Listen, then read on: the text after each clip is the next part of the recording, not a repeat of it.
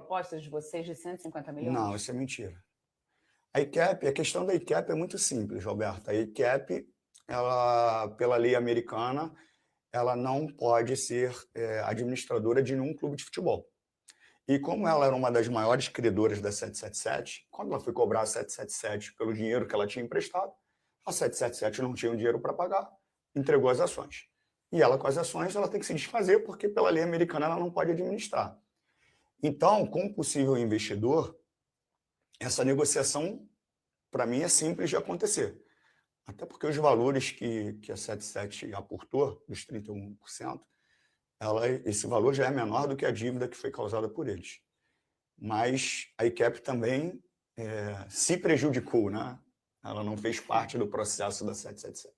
Ela também foi prejudicada pela 777. Mas essa negociação dentro da arbitragem ainda, com o investidor, eu acho que é muito tranquila de acontecer.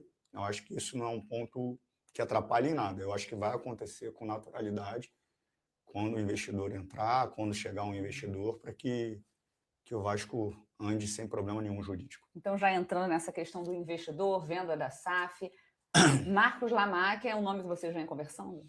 Eu tenho um NDA assinado e não posso falar com quem são os investidores. O que eu posso falar é que, de todos os NDAs lá de trás já assinados, tem um NDA que é com um dos investidores que está num processo mais adiantado, muito mais adiantado do que todos os outros, né? E eu espero que aconteça.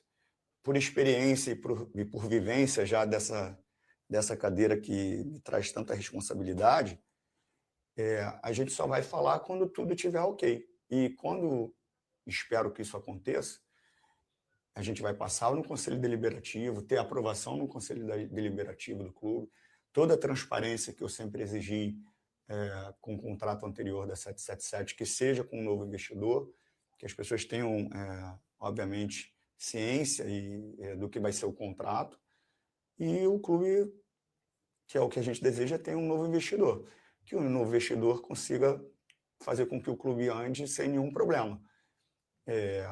É bom só ressaltar que tem alguns exemplos de SAF que não são exemplos de sucesso. E a gente cobra tanto profissionalismo e muitas SAFs não foram profissionais, né? Inclusive, quando eu entro aqui, é salário atrasado, compromissos que foram apalavrados e não foram colocados em contrato, eu honrei, vamos deixar claro isso, tá, Beto?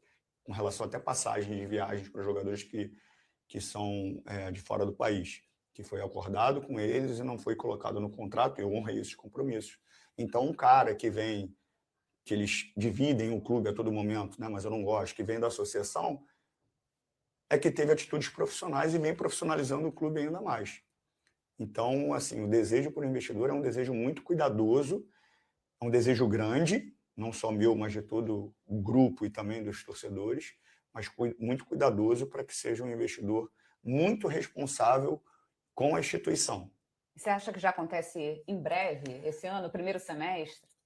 Roberto, é difícil de eu cravar. Assim, são conversas boas, né? Conversas, como te falei, bem adiantadas com relação aos outros NDAs que foram assinados e pararam bem no início, né? Não tiveram segmento para outras etapas. Não.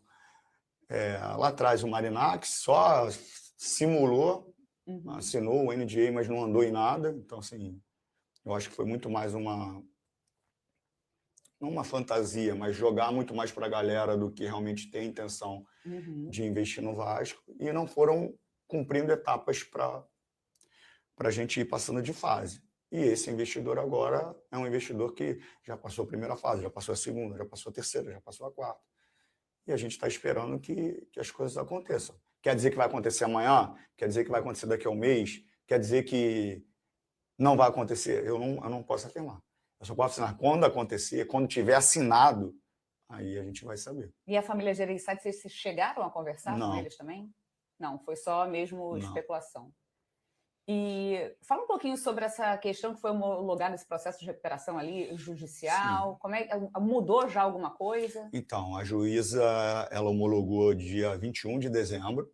Então, a partir agora de janeiro, eu já começo a fazer os pagamentos estabelecidos pelo plano de recuperação judicial aprovado, que vai girar, na previsão, 25 a 30 milhões por ano.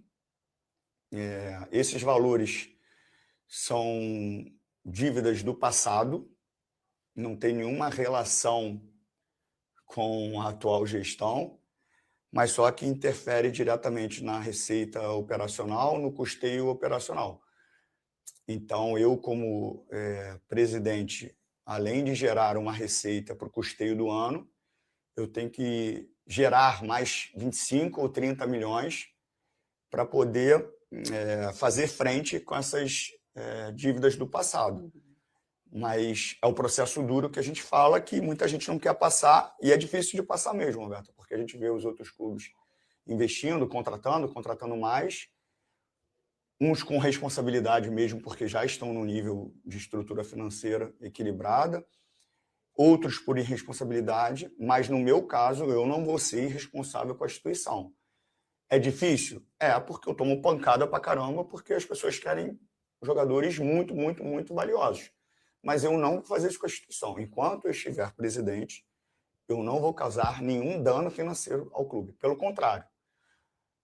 Muito se falou da recuperação judicial, mas foi aprovada, espero que eu não esteja equivocado aqui, porque são muitos números, mas foi aprovado pelos credores 97,7% dos credores. Então, assim, que absurdo de plano é esse se 97% dos credores aprovaram o plano. Então, assim, e muitos credores que chiaram, que deram show, foram credores que, quando tinham outra gestão, eles fizeram parte, não receberam R$1, não cobraram, e agora eu estou disposto a pagar a dívida. Obviamente que receber um deságio é ruim, por isso que eu agradeço também aos credores a compreensão, porque eles entenderam que desse lado é alguém que quer pagar as contas, e para o Vasco sobreviver, o remédio que a gente fala é amargo mesmo.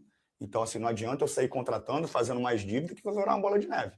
Então, eu preciso estancar. A gente estancou com a recuperação judicial, que todo mundo já sabe que para eu entrar na recuperação judicial, eu, como presidente do clube, tenho que botar os meus bens, e eu me dispus a isso, porque para demonstrar a correção e a honestidade do processo que está sendo feito.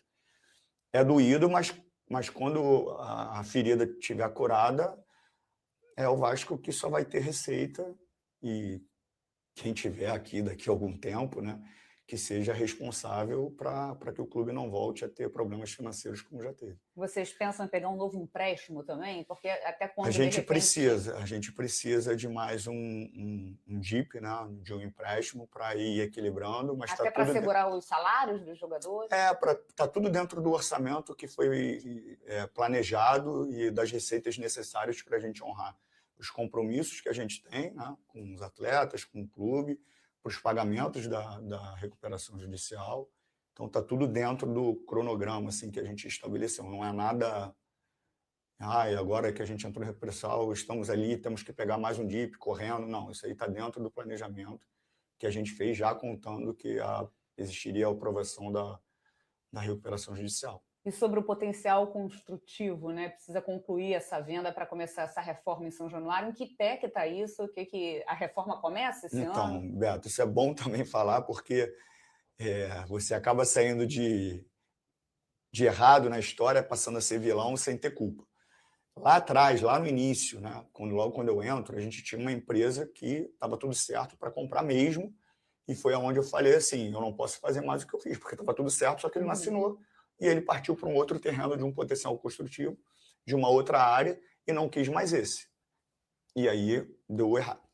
Agora, a questão é a seguinte, nós temos 3 investidores, 2 investidores com os documentos já trocados, mas não efetivaram a compra, mas são investidores para um metro quadrado menor.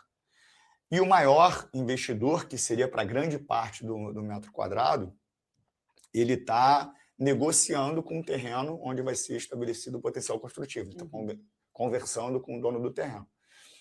A minha função ela tem um teto, né?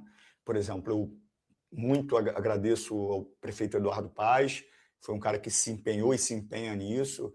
Eu passei muito tempo com os vereadores para que as coisas evoluíssem, para a gente ter o decreto. Então, assim, eu fui indo, e mesmo não tendo força agora na negociação, porque não parte de mim, sim do investidor com o dono do terreno, eu insisto, eu provoco, mas eu não posso botar uma arma na cabeça do dono do terreno para ele vender. E eu tive que estar aqui.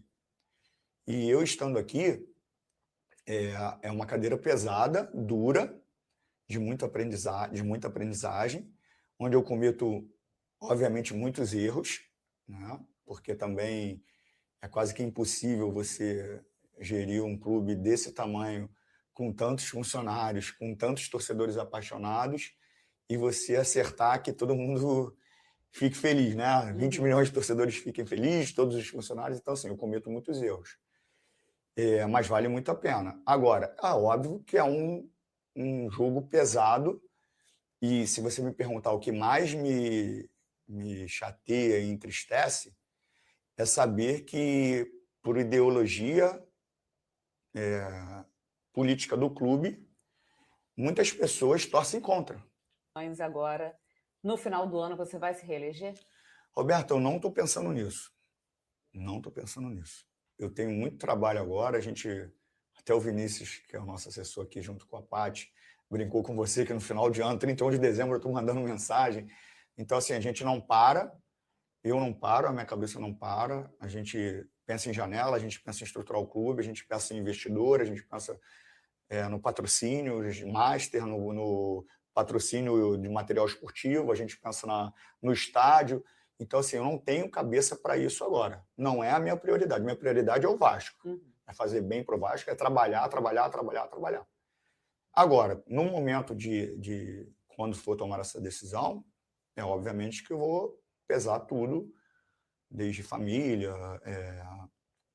importância para o clube, necessidade realmente de estar na cadeira, isso tudo eu vou pesar e tomar a decisão na hora certa. Até porque se você não se reeleger, não pode ficar, pode ser que fique 5 anos, né, fora de acordo ali. Então você ainda está pensando. É uma decisão lá na frente. Bom, sobre a Nike, falar um pouquinho sobre isso, o tempo de contrato já estreia também agora, né, a nova camisa, quinta-feira no Campeonato Carioca. O que você pode falar para a gente sobre isso? Foi um desejo muito grande mesmo da Nike, assim, a gente sempre sonhou com a Nike, e não por questão de valor financeiro, não, mas para registro de grandeza, né? Eu acho que são dois gigantes se unindo, e isso fortalece ainda mais a marca do Vasco com a Nike ali na nossa camisa. E eu agradeço muito o esforço da Nike. E tá aí, você viu nesse momento as palavras do presidente Pedrinho falando sobre tudo envolvendo o investidor. Será que Marcos Lamáquia vai fechar com o Vasco da Gama? Será que Marcos Lamáquia vai ser o novo dono do Clube de Regatas Vasco da Gama? Não sabemos ainda. NDA está assinado, tudo avançado. Pedrinho ali deu uma desconversada, mas obviamente que quando foi perguntado do Marcos Lamáquia, ele deixou bem claro que é esse o investidor que ele quer para o Vasco. Lembrando que para ter contratações, ter ali um investimento mais pesado no mercado da bola, o Vasco precisa muito desse investidor. Precisa muito de uma capacidade financeira para que consiga buscar nomes de peso. Buscar nomes que consigam honrar com a camisa do Vasco da Gama.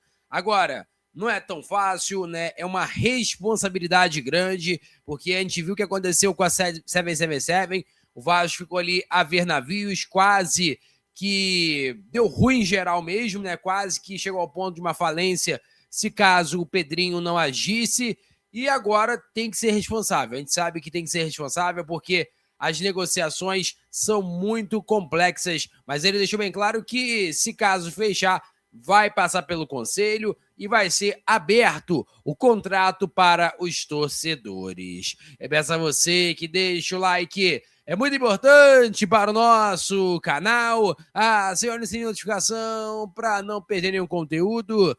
Nossa meta é alcançar o mais rápido possível 70 mil, quando muito com a sua ajuda e também com a sua moral. Vou ficando por aqui, velho. Tamo junto. E é nóis! Fui!